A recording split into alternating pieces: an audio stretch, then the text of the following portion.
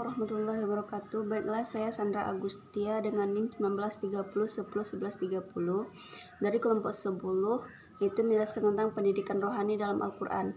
Baiklah, saya akan melanjutkan materi selanjutnya, yaitu Quran Surah Al-Qiyamah ayat 2 yang berbunyi A'udzubillahi minasyaitonirrajim. Bismillahirrahmanirrahim. Wala uqsimu bin nafsil lawwamah, yang mana artinya, dan aku bersumpah dengan jiwa yang amat menyesali dirinya sendiri.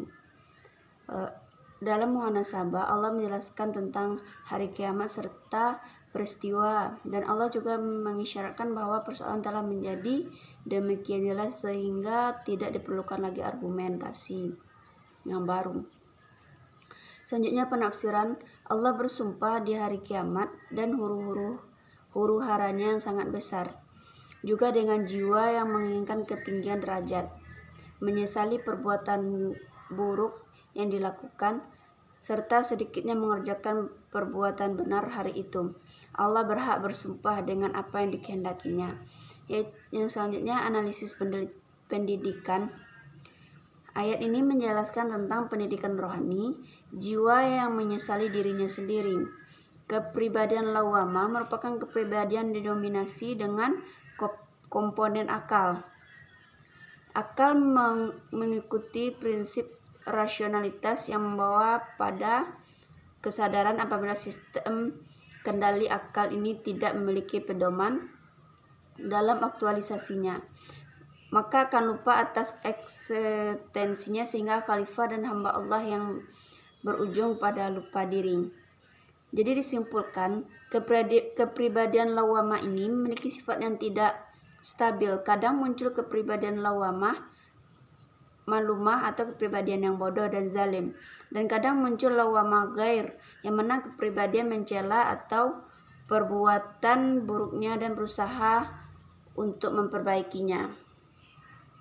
Selanjutnya Quran Surah Al-Muddatsir ayat 38 yang berbunyi A'udzubillahi minasyaitonirrajim. Bismillahirrahmanirrahim.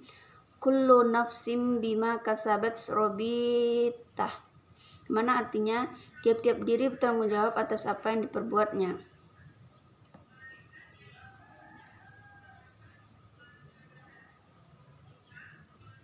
Munasabah ayat ini menjelaskan peringatan Al-Quran ditunjukkan untuk orang yang patuh, dan pada ayat berikut Allah menjelaskan tentang fungsi amalan manusia, yaitu keadaan manusia di akhirat adalah refleksi dari amalan dunia.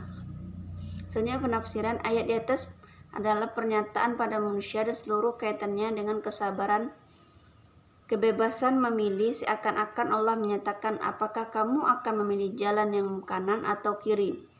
Setiap jiwa manusia tergadai di sisi Allah yang baik, yang muslim maupun yang kafir, dan yang ingkar atau taat. Tiap jiwa manusia terikat dengan amal yang dikerjakannya sampai hari kiamat. Yang selanjutnya analisis pendidikan, yang mana integrasi dalam pendidikan, setiap sesuatu yang dilakukan oleh manusia akan dimintai pertanggungjawabannya. Untuk itu, dalam melakukan sesuatu hendaknya dengan menggunakan ilmu. Intinya ayat di atas Allah menyuruh manusia untuk memilih jalan yang ia sukai. Selanjutnya itu Quran Surah An-Nazi'at ayat 40-41 yang berbunyi A'udzubillahi minasyaitonirrajim. Bismillahirrahmanirrahim. Wa amma man khafa maqama rabbih wa nahan nafsa 'anil hawa fa innal jannata hiyal ma'wa, yang artinya, dan adapun orang-orang yang takut kepada kebesaran Tuhannya dan menahan diri dari keinginan hawa nafsunya, maka sesungguhnya syurgalah tempat tinggalnya. Tafsiran ayat itu menegaskan bahwa orang-orang yang takut dan mengadakan persiapan karena memandang kebesaran Tuhannya, serta menahan diri dari ajakan hawa nafsunya, maka sesungguhnya syurgalah tempat kediamannya yang kekal dan abadi. Alangkah beruntung mereka yang memperoleh bagian seperti itu.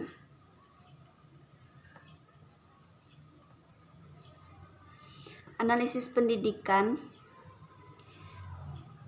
Ayat di atas disimpulkan bahwa manusia membutuhkan kecerdasan emosional yang dapat mengendalikan diri, memotivasi diri, kesadaran diri untuk meninggalkan keinginan hawa nafsunya.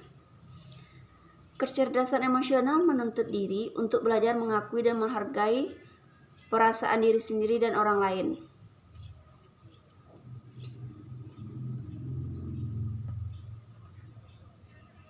Selanjutnya, Quran Surah Al-Fajr ayat 27-30. A'udzubillahi minasyaitonirrajim. Bismillahirrahmanirrahim. Ya ayyatuhan nafsul mutmainnah, irji'i ila rabbiki radiyatan mardiyah, fadkhuli fi ibadi wadkhulil jannati. Yang mana artinya, hai jiwa yang tenang, kembalilah kepada Tuhanmu dengan hati yang puas lagi diridhoinya. Maka masuklah ke dalam jamaah hamba-hambaku, masuklah ke dalam syurgaku. Munasabah dalam ayat di atas adalah Allah menerangkan tempat orang-orang yang durhaka, yaitu neraka jahanam. Pada ayat berikut Allah menjelaskan tempat orang-orang yang beriman dan beramal soleh beserta kehormatan yang mereka terima. Tafsirannya itu dalam tafsir Quraisy Shihab ayat 27-30 menggambarkan sambutan Allah Subhanahu wa taala kepada yang taat. Allah Subhanahu wa taala berfirman menyerunya ketika ruhnya meninggalkan makamnya atau ketika ia bangkit dari kuburnya. Banyak berzikir dan mengingat Allah Subhanahu wa taala, kembalilah yakni wafat dan bangkitlah di hari kemudian menuju Allah pada Tuhan pemeliharaan dan pembimbingan dengan hati yang rela, yakni puas dengan ganjaran ilahi, lagi diridhoi Allah bahkan oleh seluruh makhluk. Maka karena itu masuklah ke dalam kelompok hamba-hambaku yang taat, lagi memperoleh penghormatan dariku, dan masuklah ke dalam surgaku. Selanjutnya, analisis pendidikan berdasarkan ayat di atas. Pendidikan terdapat dalam ayat ini yaitu pendidikan rohani, jiwa yang telah terkendalikan senantiasa sadar dan waspada secara konstan memeriksa dan meneliti segala perbuatannya. Berperang melawan hawa nafsu. Dalam hal ini, al-naf al-mumainah, jiwa pada tingkatan ini mulai tegak dari kelalaian yang memungkinkan serta menjajah dengan bisikannya setan, sehingga ia mampu bebas sedikit dari belenggu dan kembali kepada fitrahnya.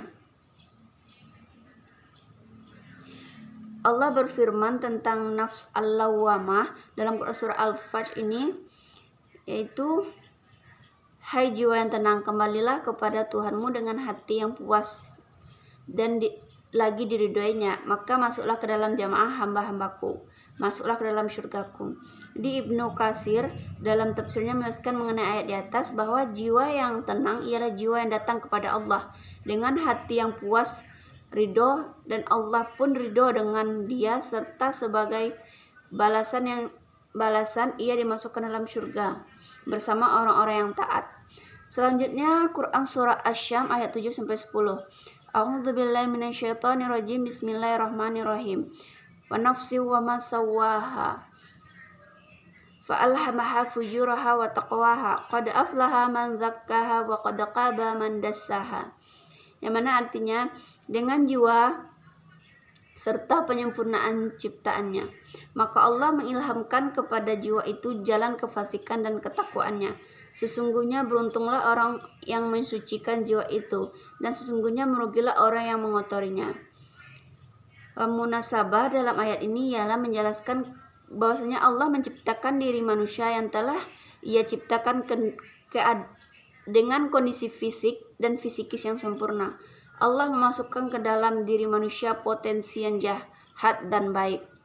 Selanjutnya penafsiran dalam tafsir Al-Misbah karya Muhammad Quraisy Shihab dijelaskan bahwa Allah melanjutkan sumpahnya dengan mengingatkan tentang jiwa manusia, dan inilah yang dituju agar menyadari dirinya dan menyadari makhluk yang disebut oleh ayat-ayat yang lalu. Allah berfirman, dan aku juga bersumpah demi jiwa manusia serta penyempurnaan ciptaannya, sehingga mampu menampung yang baik dan yang buruk. Lalu Allah mengilhamkannya, yang ini memberi potensi dan kemampuan bagi jiwa itu untuk menelusuri jalan kedurhakaan dan ketakwaan. Terserah kepadanya yang di antara keduanya yang dipilih serta diasah dan diasuhnya. Selanjutnya, analisis pendidikan. Dari beberapa penjelasan tafsir dijelaskan bahwa Allah memberikan bekal yang lebih dari cukup bagi manusia untuk menempuh jalan hidupnya.